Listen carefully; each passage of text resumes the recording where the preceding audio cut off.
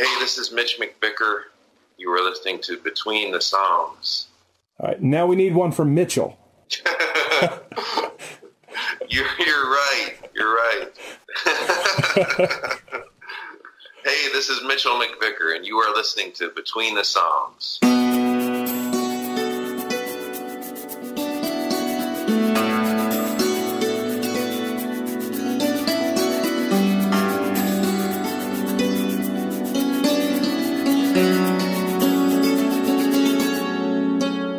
Welcome to Between the Songs podcast. My name is Chris Marchand, and I'm here with my co-host, Joe. Hi, Joe. Hey, Chris. Today, we are excited to offer an interview with Mitch McVicker. Many of you know him and his music well. And to be honest, we're being honest here lately with our new batch of episodes. This is a lost episode of Between the Songs. Over the past few years, we were doing lots of interviews, doing lots of research for upcoming episodes. And as we mentioned in our previous podcast about the new documentary, The Work You Began, we basically tried to explain ourselves, why we haven't released any episodes in the past few years. Well, one of the things that we've been sad about is this episode that we did with Mitch that we're like, it just never got released. He was releasing an album at the time about 3 years ago. And we were like, oh, we're going to help Mitch. We're going to help Mitch get this album out into the world. We're going to do this whole promotional thing for him. And it just didn't happen.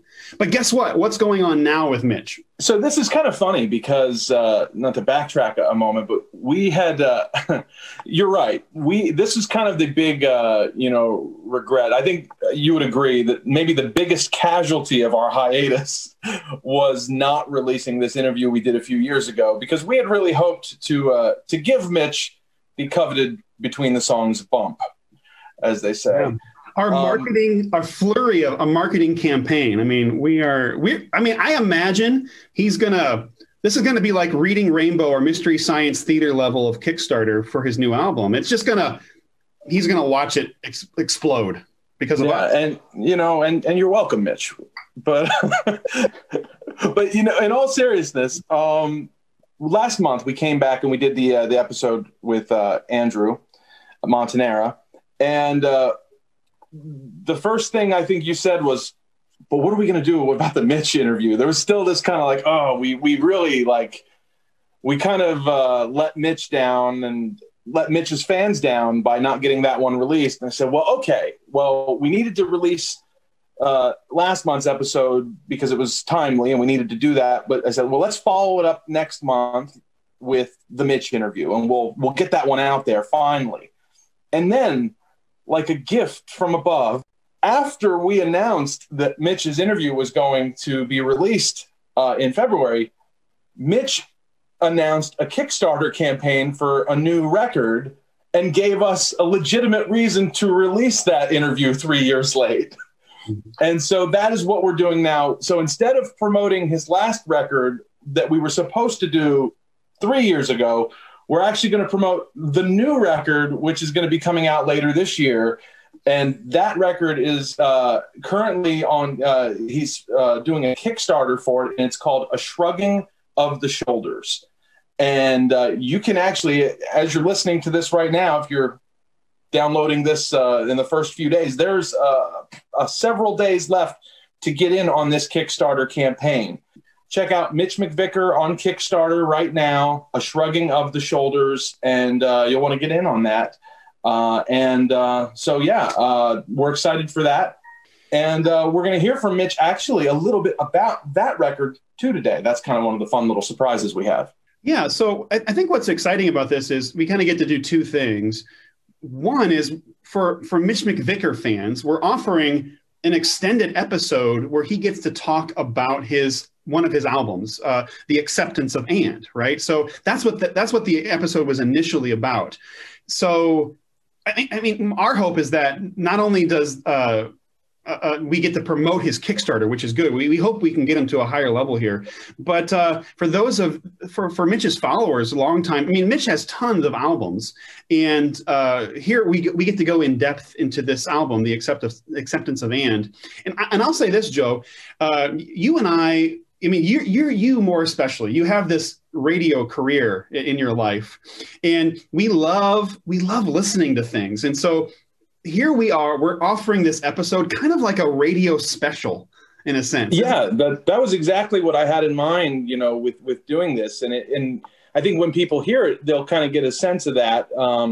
That really, it's kind of Mitch taking us through the story of this record. It's not really us taking him through the interview. He's taking us on that journey, and I think that's one of the things that his fans will enjoy about this episode. There you go.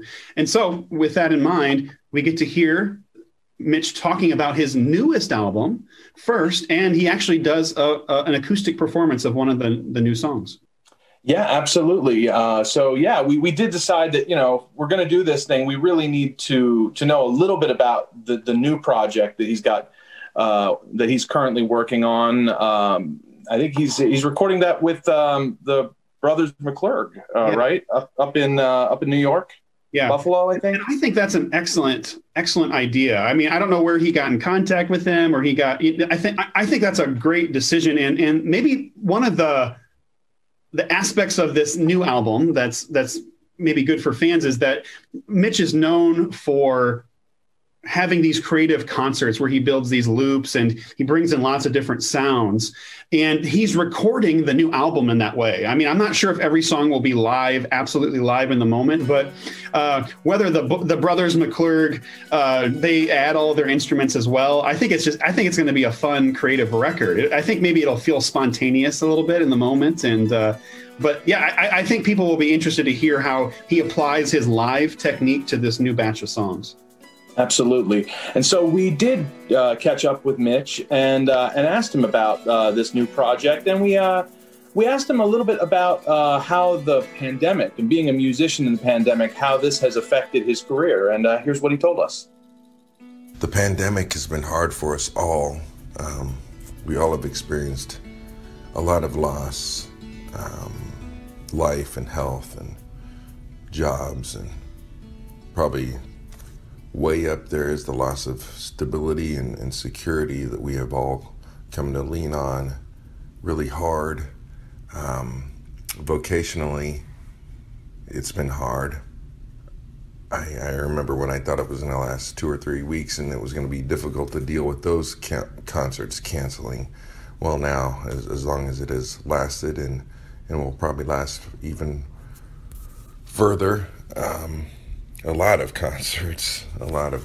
My income has been squashed, and that's been, I've tried to figure out different ways to go about stuff. Thank goodness for the internet, and live streaming concerts. That's been a new means of trying to keep rolling.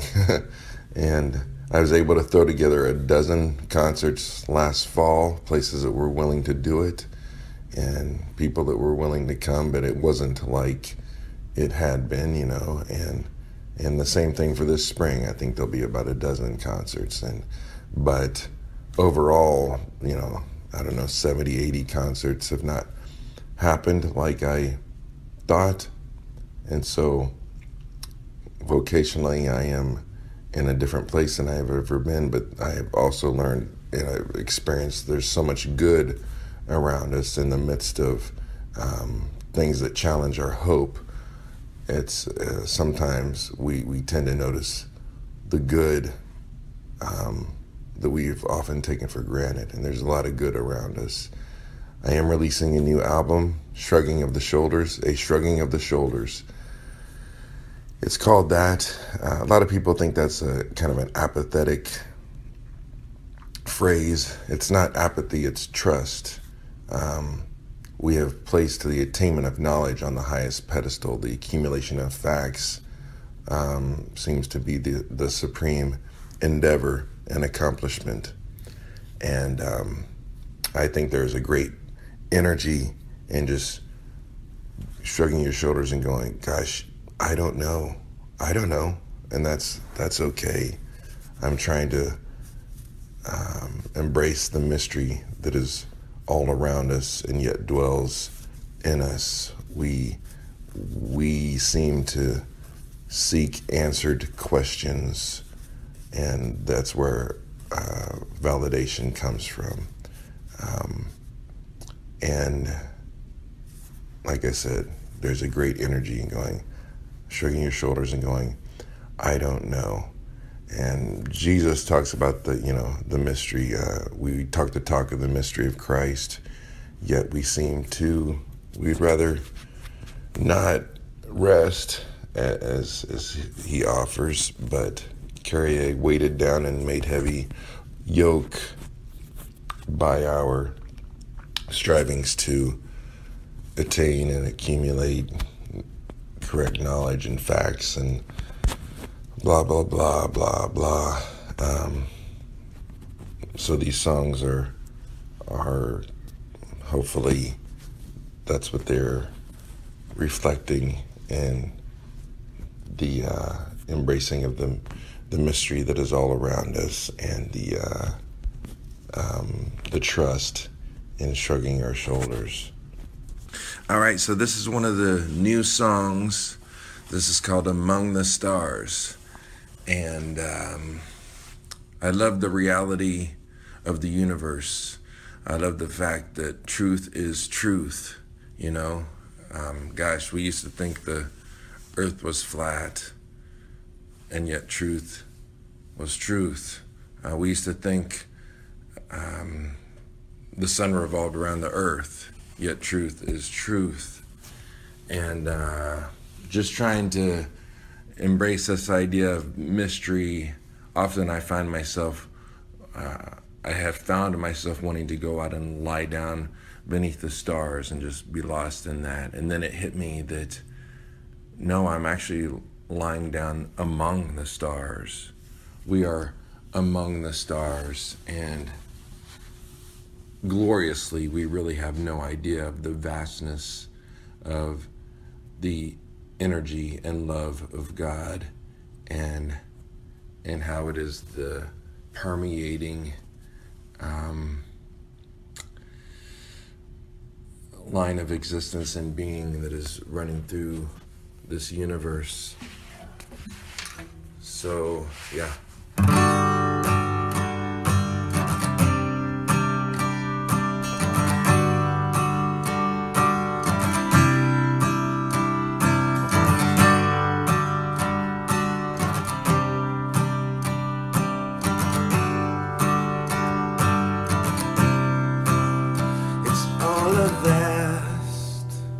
Twinkle, an endless mingle, assembled members that breathe.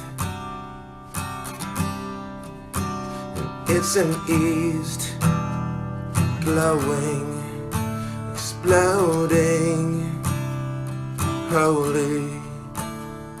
I'm lifted by sacred company. Among the stars on this tiny boat, I am loved, though I'm a milli of a millimeter. Among the stars, though I'm oh so small, you see my heart, and you know my soul. Yes, you love, love, love, love, love, love. And there's a song twisting for one and all. Listen, it hums in the depths of our deep. And the shine meets us. It's the light, it's no secret. The inclusion, it moves us to be, among the stars on this tiny boat. I am loved, though I'm a milli of a millimeter. Among the stars, though I'm oh so small. You see my heart, and you know my soul. Yes, you love, love, love, love, love, love. I set sail, I exhale. Those noise railings are freedom failing. I belong, I belong. I left scale, I left trail from dead tales of love that's bailing. I belong among the stars on this tiny ball. I am loved, though I'm a millionth of a millimeter among the stars. Though I'm oh so small, you see my heart, and you know my soul. Yes, you love, love, love, love, love, love among the stars.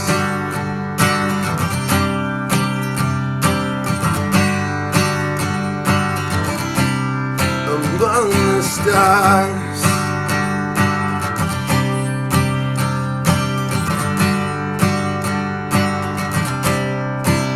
Yes, you love, love, love, love, love, love. Love, love, love, love, love, love. Oh, you love, love, love, love, love, love. Yes, you love, love, love, love, love, love. Oh, you love, love, love, love, love, love. That was Mitch's song, Among the Stars, which you will be able to find on his new album, A Shrugging of the Shoulders. And as of now, as this podcast is being released, you can still support his Kickstarter campaign. You can search for that and find a link to it in our show notes. But now, we want to offer you something special, an in-depth look into his previous album, The Acceptance of And.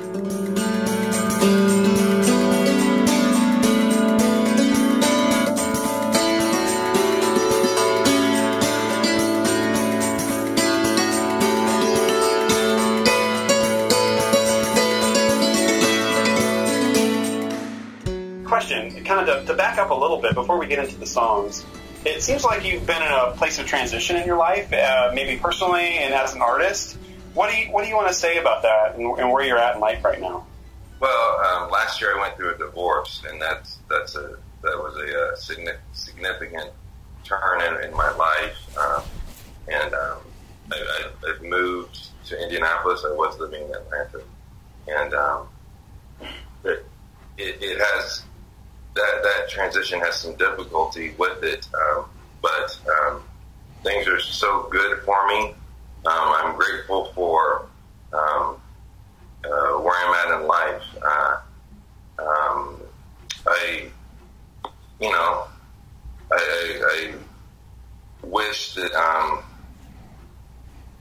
I wish that I could be maybe near my kids more every day, but I still get to be around them all the time, and I try to do my best to make it. I really believe it's quality time. It's not as much quantity, but we still are as close as ever, and so I look forward to what God is doing through what some people might see as a difficult time, and then artistically, because I believe that if you're an artist, well, then it's not rocket surgery. You communicate from where you are, and so artistically, it's been a significant change for me as well. As much as for simply this record is Mitchell McVicker. It's not Mitch McVicker. That's what my parents named me, and so I'm kind of going back to what things are new and yet the same. Mitchell is what Marcia, my significant, what she called me, and so I wanted to signify with the name kind of a change in approach, and that all ties into why I went out to Portland. I loved the situation of doing the last 5 records at Green Jean Studios in Wellington, Kansas. But this is a significant change to go out there, and so it's everything is different and good and changing.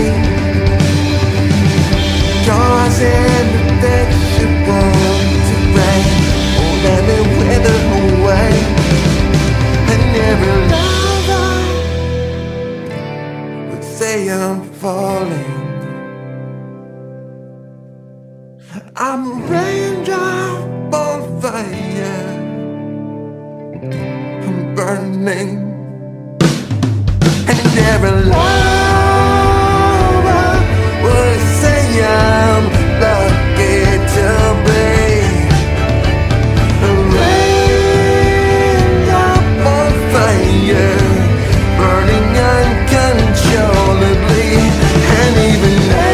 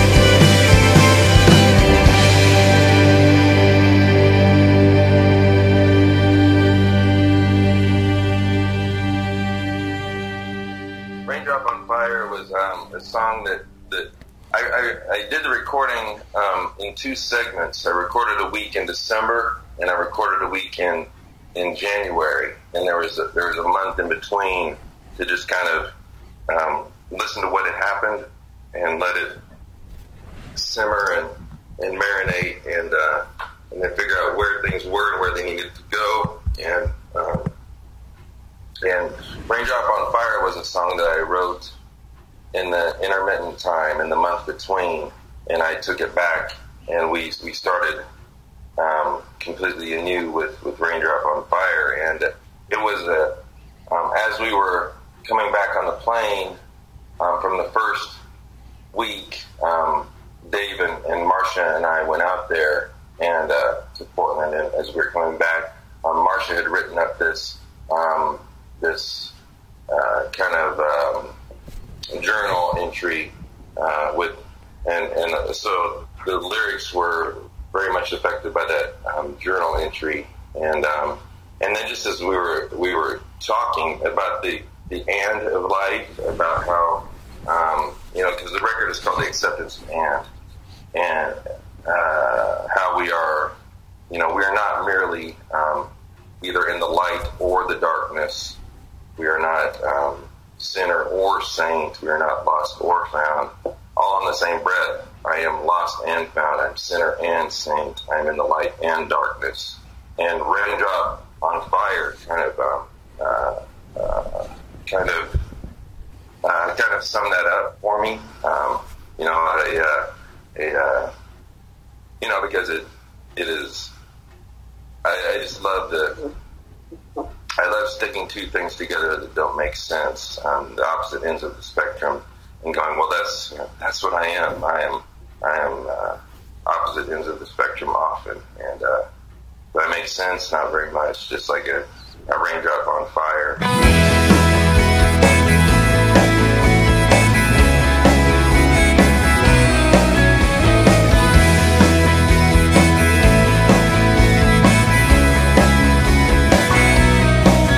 My hope is under attack. I'm told my soul now lacks everything I've accumulated inside of me.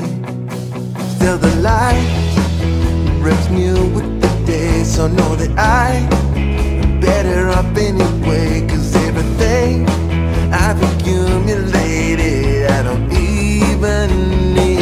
I was told to believe that life is found in achievement, and my boy held the apples in his hand as the horses gently ate what they were given, and my choice is to turn away from what won't last. Everything I've accumulated. Everything I've accumulated. Where did that song come from? Because that was one of the ones that was a standout for me on the record, as far as like I could tell that came from somewhere really personal. Yeah, good. It was just kind of sticking two things together. That's the way it is with songwriting. Is you carry around phrases and you carry around ideas in this little bag, and then you sometimes you can pull them out and stick them together. The first line is my hope is under attack. Just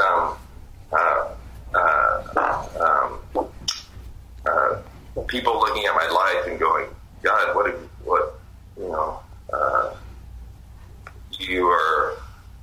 you're not living in the pretty world that you used to. And I go, yeah, I'm not. Great. And going,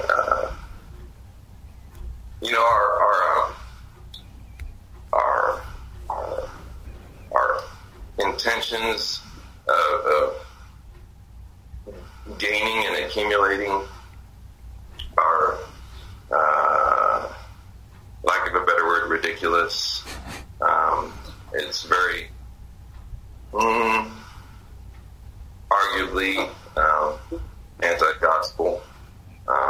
And so that's where the verses came from, and then just the chorus is referencing when I would take Payson, my son, to feed the horses apples, and the simplicity of that in comparison to all our attempts to achieve and accumulate and attain and think that our identity and our status is established by that stuff, and going, okay, he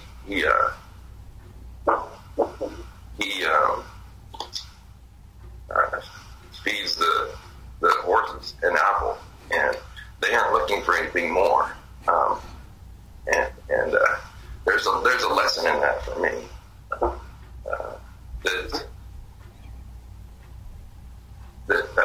That they take what is given. The horses take what is given,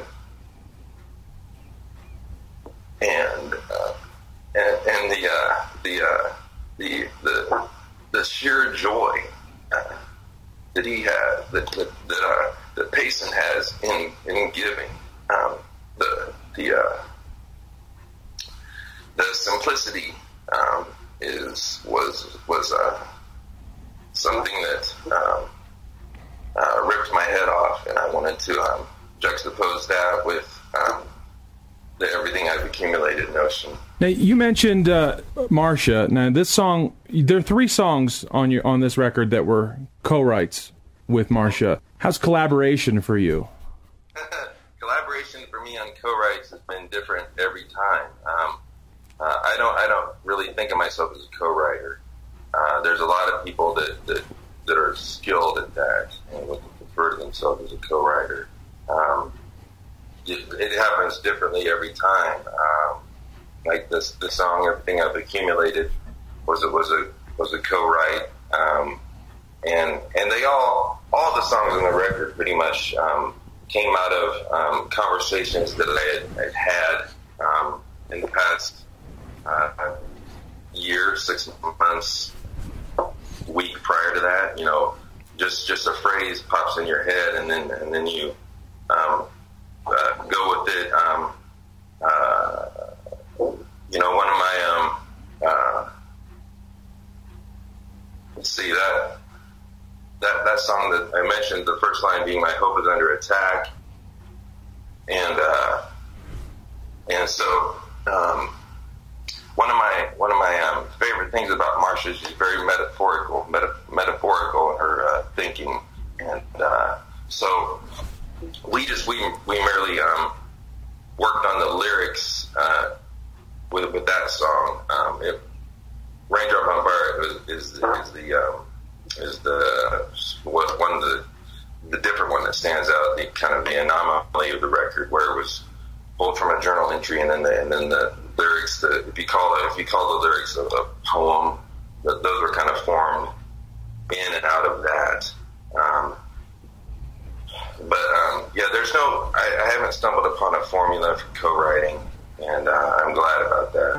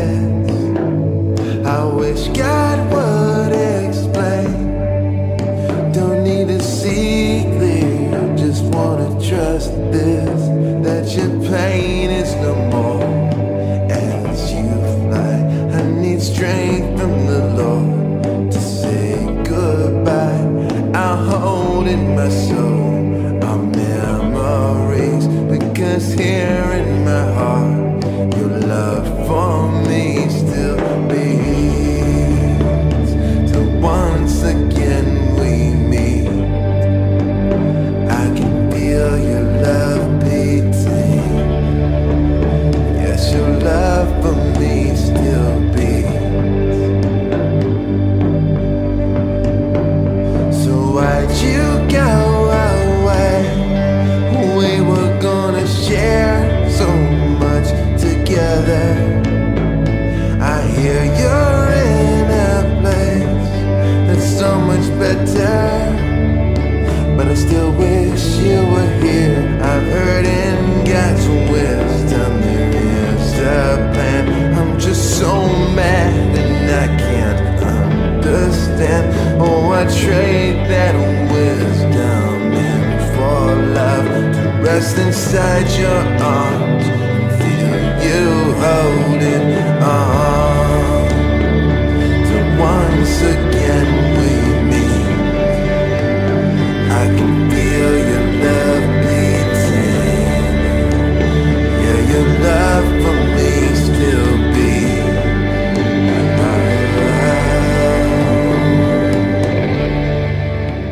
That song was the first song written for the record, and "Why'd You Go Away" is written from the standpoint of Caitlin Becker. I had a friend named Jake Becker that died from cancer, and all the there was some malpractice in there that ended up shutting down some of his organs, and he'd become a friend over only about a year. We were friends for about a year. We met at a ragamuffin camp, and he'd come out with me to on a couple concert runs, and because of all the complications, he was diabetic, so we had that in common. And his daughter was the same age as mine, and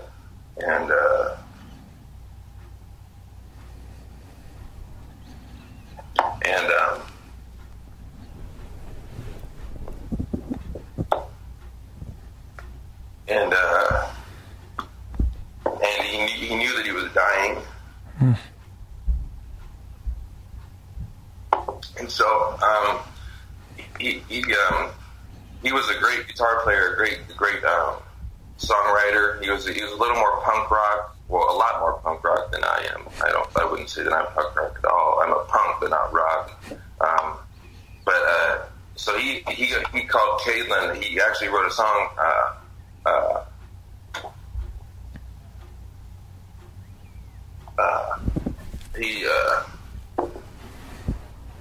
He wrote a song for her called Punk Rock Princess. Punk Rock Princess. He would call her his Punk Rock Princess. And so I, as a dad, the song is written from Caitlin's viewpoint, and I wrote it thinking about, okay, what would I want my kid to say about me when I'm gone? And so I started writing it before Jake died, and then when he passed, I had the song, and it's really, it's been coupled with me, like I said, being terrible at getting this record out there, and B, being it's kind of pretty emotional. So I haven't really let people know the backstory to it very much, but that's what it is. Thanks for sharing that. That's a beautiful song, and I actually have in my notes right in front of me Punk Rock Princess ? So yeah, that's and I also love putting that in there because it confuses people. Hey, yeah. Hey, yeah. Well, I am contradiction, I am lost and found. So thankful you have rescued me. Strapped to the bottom by both certainty and doubt, and I'm back up on my feet. Yes, you're the friend of the sinner. Yes, you're the healer of all hurt. Through the light and the darkness, your mercy runs both ways. Yes, you're the friend of the sinner. You're the torch by which we search for the coming and going, and guided by your grace.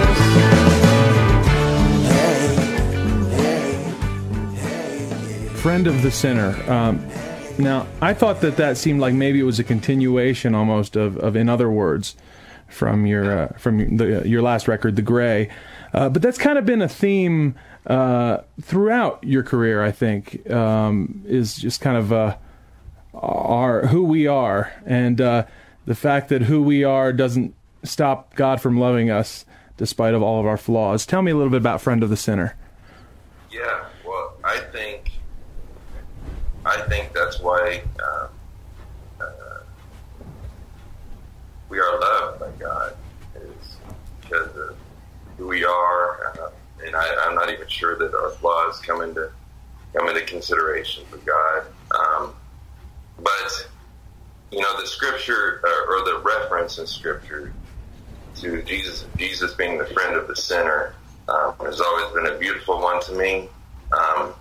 And it's been, I don't know, misconstrued or misevaluated. Often you'll hear people go, well, gosh, yeah, Jesus, yes, Jesus is the friend of the sinner as well as us too.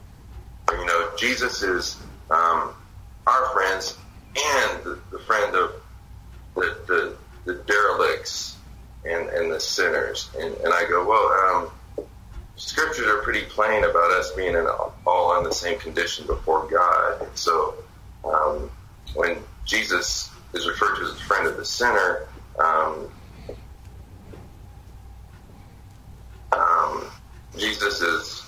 that's basically saying Jesus is our friend. For we are all, you know, that's who we are, sinners and saints. And so, yeah, that's been I hate the our drawing of lines and our trying to create definitions as to who we are, and especially based upon what we have done or what we have not done. And because we like to make sure that we can keep track of ourselves and everybody else till everything is tidy and makes sense and can be measured. You know, our we love to draw the lines, and God, I press down with the pencil so hard when I draw lines, and I try and draw them so perfect, and God erases the lines.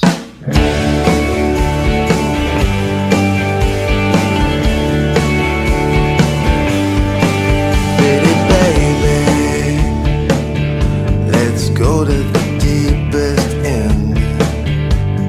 Hold on tightly to me. Together we'll both sink or swim. Pretty baby, I see your face every night in my dreams, all the time and in every place. My soul was filled with spider legs. They all ran wild in the darkness. Yeah, the web was spun. I was overcome, not strong enough, just covered up. But now I'm coming out from under. Spider Legs. Tell me about Spider Legs. Spider Legs is a just trying to become from trying to get back to being who I am, and I felt like I had been felt like I hadn't been my my true self in a while, and it is very much it's a reference to Marsha, definitely, and you can see that in the lyrics in the song. To me, it's the most rocking song on the record. It's just kind of a Tom Petty rock song. Very simple, and very very. It's dealing with the true self thing very much. That I feel like we're all on a journey, I believe, to become more and more our true selves, which will ultimately happen when we are in complete union with God, of course, and as we dip into that more and more along the way, we become more and more of our true selves, and a lot of times that means getting out from under something, so yeah, it can also feel very risky to become your true self, because comfort a lot of times caters to not so much our true selves, but comfort caters to comfort. Has the Mitchell thing confused anybody? Have you got to know? Oh, he's Mitchell now. I know. So, I think there's maybe a little bit. It's it's not like I'm Prince or anything, but but that's happened some. I've had the question, okay, what do we call you? Mitch or Mitchell, and I maybe even had some people say, okay, we're just going to call you L, because the ELLs were added to it. And what I've always loved about my name is the back half of my name is HELL. So I thought, well, you can just call me Hell.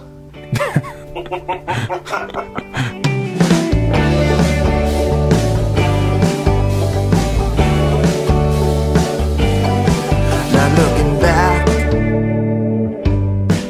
anymore.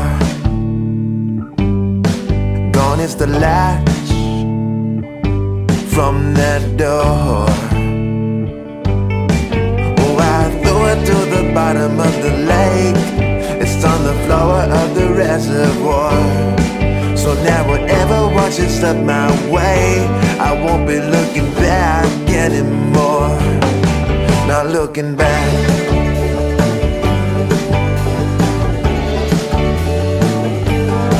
Not looking back. Two more I wanted to mention, and it's the last two tracks on the album. Not Looking Back, which was the one I knew because you played that in Window Rock this past September.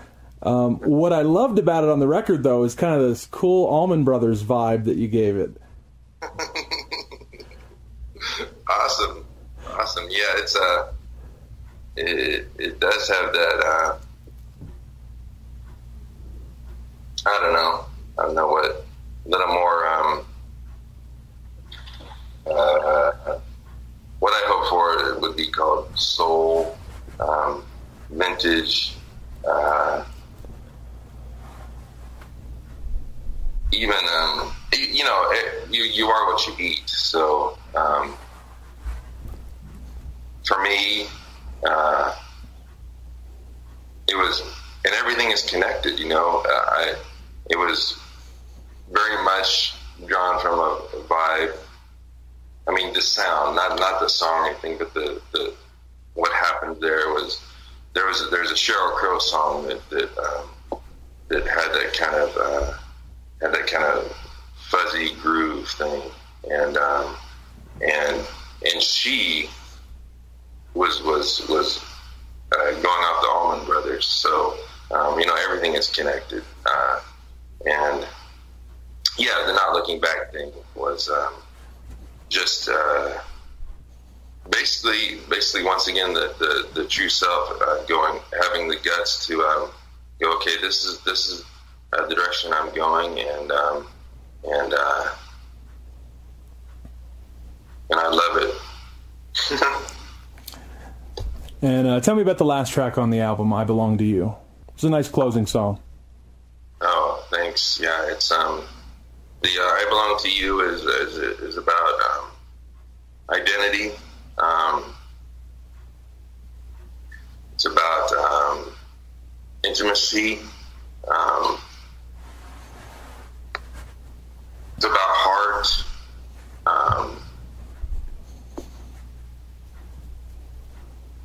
It's my relationship with Marcia, my relationship with God, and it's funny how those things get connected, and so yeah, we want and we need to belong, and and if you're like me, you know, you've sought belonging in all kinds of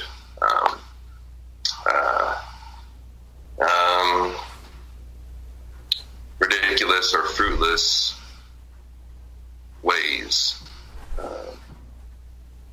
and so there's references towards being connected to the raw simplicity and the raw love of the world, and I don't say world as in, you know, the way the Pauline thing is about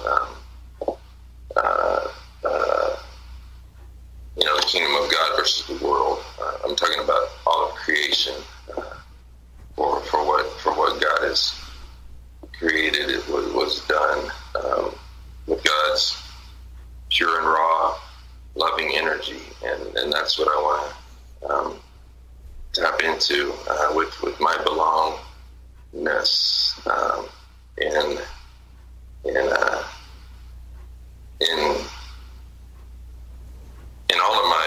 in all of my relationships, specifically my relationship with Marcia and my relationship with God. I want that to infiltrate every step I take,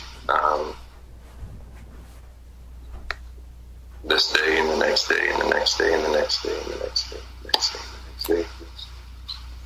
That's interesting, because some of that kind of ties back in with the message from Everything I've Accumulated too, kind of with the same similar theme, in that so much that we put so much of our focus on, our time and our energy, is worthless.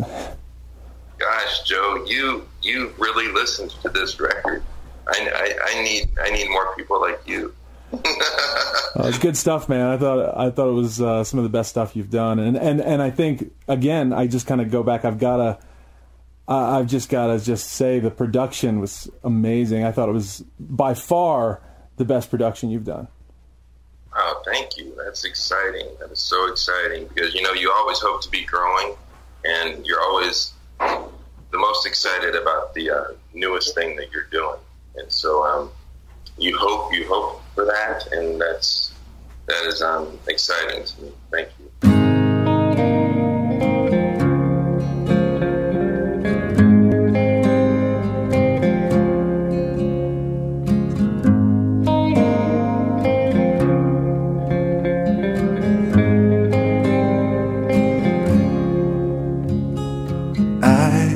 Take my stand in the trees. I'll go running with the wildebeest. It's all connected. I long to just fit in to a world exploding with love's energy, and that love's gonna grow, we'll find inevitably. wild through the soul, so divine, moves me to just be. I'm always new, way beyond all proof. I belong to you, so to make me leave, you need to escort me from the room. Way beyond all proof, I belong to you. Yes, I will dive inside in the sea. I won't lie and hide in fallen leaves. It all will play a part, for this clog inside my heart is like a dog who merely barks, finally set free. I will jump, I will leap without fear. I am loved. Let's hang on, let's cling. Being careful's no longer an option. Yes, I'm always new, way beyond all proof. I belong to you, so to make me leave, you need to escort me from the room. Way beyond all proof, I belong to you.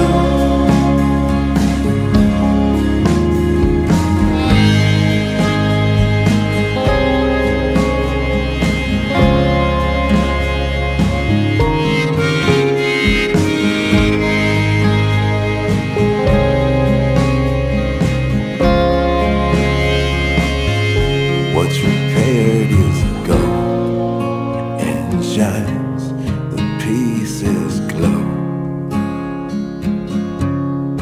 Caught in the hole of life, what's broken's now whole. I'm always new, way beyond all proof. I belong to you, so to make me leave, you need to escort me from the room. Yes, I'm always new, way beyond all proof. I belong to you, so to make me leave, you need to escort me from the room. Way beyond all proof, I belong to you. Never-ending redo, I belong to you. Way beyond all proof, I belong to you.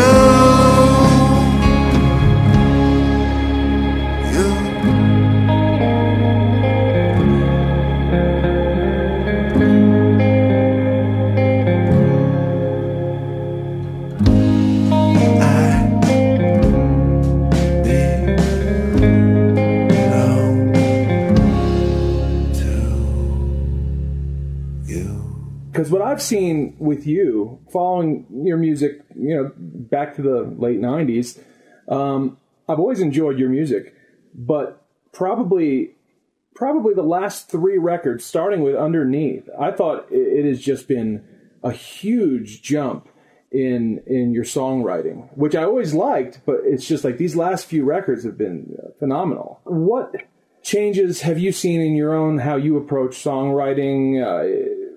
Yeah, for me, I'm more open. I'm more open to what will happen with the song. I don't, much of like you can hear it. You can hear it on the first record, the first few records. It's very literal, which, you know, there's a place for that. It's very literal, and it's very neat and almost packaged. That's not the right word, because that insinuates something else, but it's my writing is taking on more of an openness and just going, maybe this doesn't work, but I like it. And I think for sure it's not. I'm not.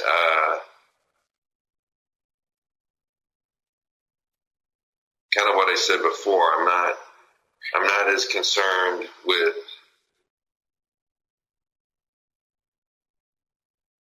if people like the songs as I am with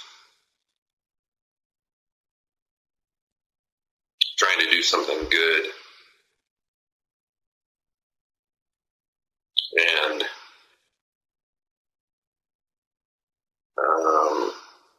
it just, I don't know,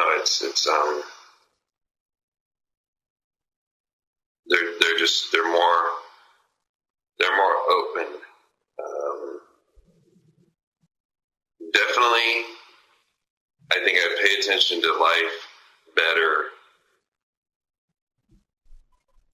than I did at the beginning. And that's much of what writing is. It's just paying attention to life. As I said, like this last record, the songs, basically every song came about from an experience, a phrase,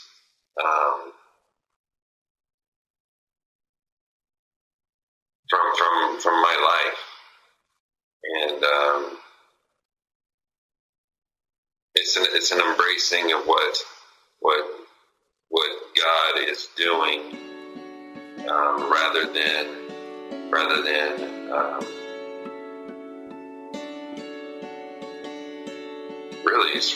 trying to construct something for God. It's an embracing of what God is doing, and kind of receiving.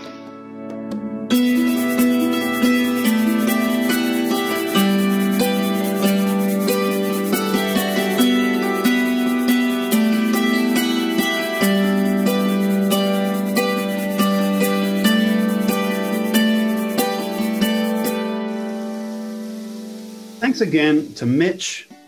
We are grateful that he gave us the time that he did, and he was patient enough with us. He wasn't hounding us for years. He didn't break relationship with us for not releasing with those guys. Those between the songs guys. You know, we failed him for 3 years, but now we've come through. But in fairness, he may not have noticed. Oh, he'll notice now. He'll notice the between the songs bump. He'll notice when he gets that bump. Yeah. So what we wanted to say was, by all means, support his Kickstarter. If you happen to listen to this when the campaign is still going on. At the same time, you can check out MitchMcVicker.com. And my personal favorite, my own music is on there. Sorry for the self-promotion, but go to his Bandcamp page. There you can stream, I think, all of his albums, or at least most of them that I'm aware of. And Bandcamp is wonderful because you can buy merchandise on that website as well. So he has his CDs for sale if you're the type that still does that. I personally I use the Bandcamp app. And so you can stream all of his songs through that app, which is, just another app that you put on your phone. And the one thing that you will definitely appreciate is that this upcoming album is going to be on vinyl. For the first time ever, Mitch is releasing one of his records on vinyl. So that'll be kind of exciting. And if you can get in on that Kickstarter right now, you can get a Shrugging of the Shoulders on vinyl. Isn't that something? I love that. And so I put out this music for the game Drifter. You should, everybody. I need 12 million people to get the Drifter game, right? I have to have that 12 million. That's my goal, 12 million. But my eventual goal is I'd love to put the soundtrack out on vinyl. That's my pipe dream. I don't know if it's even possible, but we'll see if I get there. It's a great soundtrack. I've become very, very acquainted with the soundtrack to Drifter, as I am currently in the #1 spot globally among all Drifter players. So I don't know if that's a good sign for the game that one of my best friends is #1 in the world, or if that it's like, well, 12 people play this game, you know. I think it's a bad sign about my addictive personality. Oh, that's good. Well, we need people like you. Yeah. Well, another shameless plug. We might as well get out there. Drifter, DRIFTR, and that's for Apple. It's an iPhone game. I've had a whole conversation with my friend Brandon, who made the game, why it's not also on Android, devices. So send your complaints to him. But all of which is to say, this is a pro Mitch episode, so we want to throw our support and our love to him. But thank you for listening to Between the Songs. We do have some upcoming episodes in the coming months, and just stay tuned for that. We're holding our cards close to our chest here for a little bit, but we have some good episodes coming up, and we're looking forward to releasing them out there in the world for you.